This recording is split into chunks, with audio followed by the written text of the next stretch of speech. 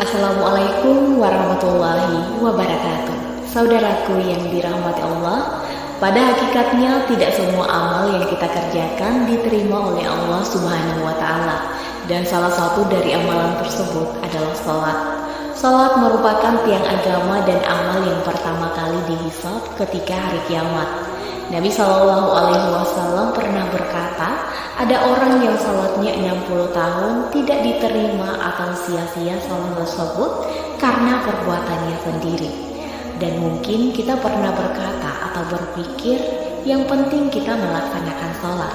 Tapi percayalah, hal itu diperingatkan dalam surah Al-Maun ayat 4-7 yang artinya celakalah orang-orang yang melaksanakan salat, yaitu yang lalai terhadap salatnya, yang berbuat riya dan enggan memberi bantuan. Jangan sampai salat yang kita kerjakan menjadi amalan yang sia-sia dan kita tetap menjadi penghuni neraka meskipun tidak pernah meninggalkan salat. Lalu apa sebabnya dan siapakah golongan orang-orang tersebut? Berikut 5 golongan orang yang rajin salat tapi tetap masuk neraka. Yang pertama adalah salat tapi mempercayai dukun. Mempercayai dukun adalah perbuatan menyekutukan Allah. Dengan kata lain adalah syirik. Sebagaimana yang kita ketahui, dosa syirik adalah dosa besar. Dan jika seseorang meninggal dunia sebelum bertaubat dari perbuatan syiriknya, maka ketika hari kiamat tiba, dia akan kekal dalam neraka jahanam. Orang-orang yang melihat, bertanya, mendukung, serta membenarkan para dukun, Allah tidak akan menerima sholat mereka selama 40 hari kebelakang. Hal ini seperti yang disabdakan Nabi, barang siapa yang mendatangi peramal atau dukun lalu bertanya kepadanya tentang sesuatu, tidak diterima sholatnya selama 40 hari.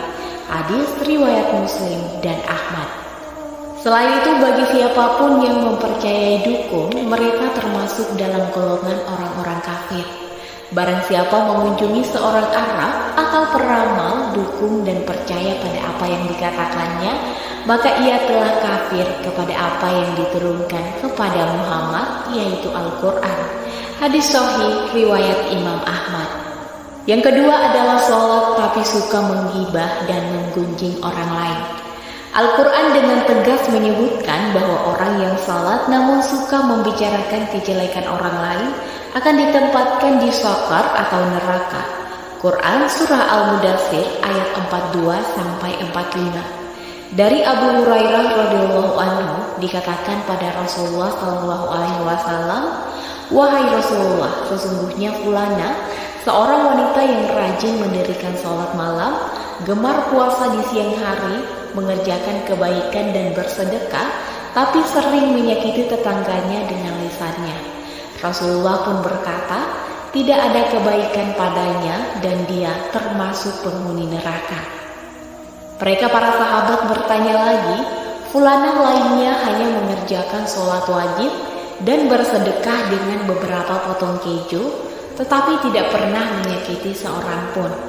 Rasul pun menjawab, dia adalah penghuni surga.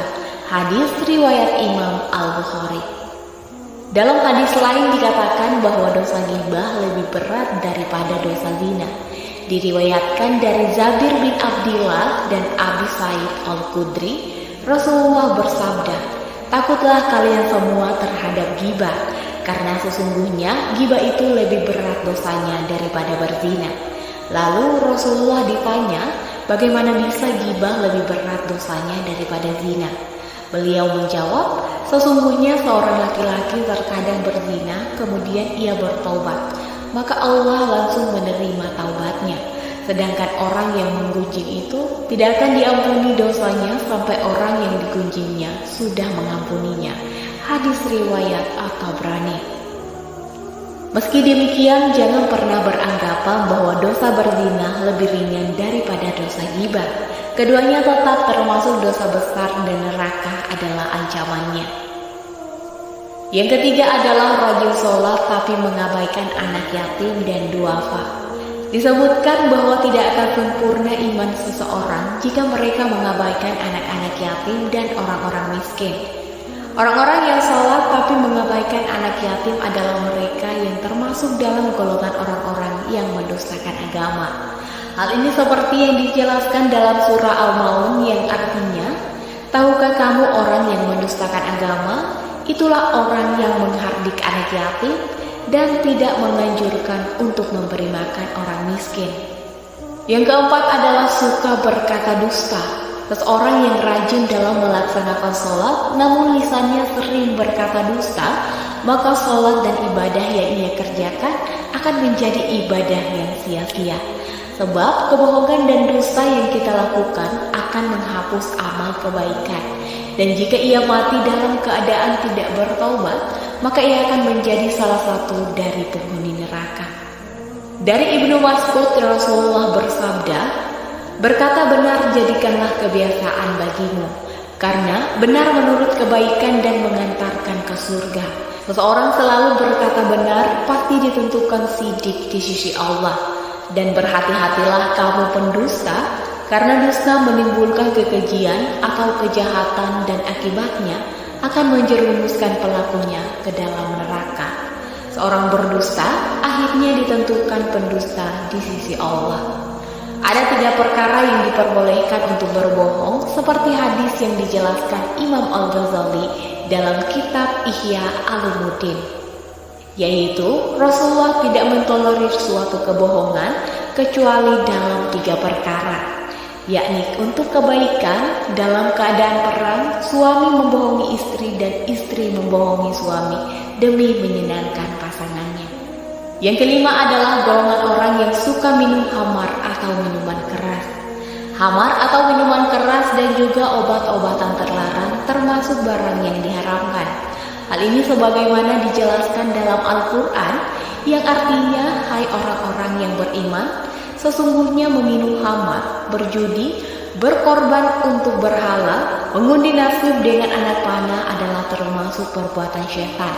Maka jauhilah perbuatan-perbuatan itu agar kamu mendapat keberuntungan. Quran Surah Al-Maidah ayat 90. Sementara itu dalam riwayat Abu Daud dan Ibnu Majah, Rasulullah bersabda, Allah melaknat atau mengutuk khamar, peminumnya, penyajinya, pedagangnya, pembelinya, pemeras bahannya, penahannya atau penyimpannya, serta pembawanya dan juga penerimanya. Wallahu a'lam bishawab. Semoga dengan mengetahui golongan orang-orang ini, kita bisa menjaga diri agar tidak terjerumus ke dalam dosa-dosa tersebut. Dan semoga Allah menjauhkan kita semua dari perbuatan ini. Amin ya rabbal alamin. Assalamualaikum warahmatullahi wabarakatuh.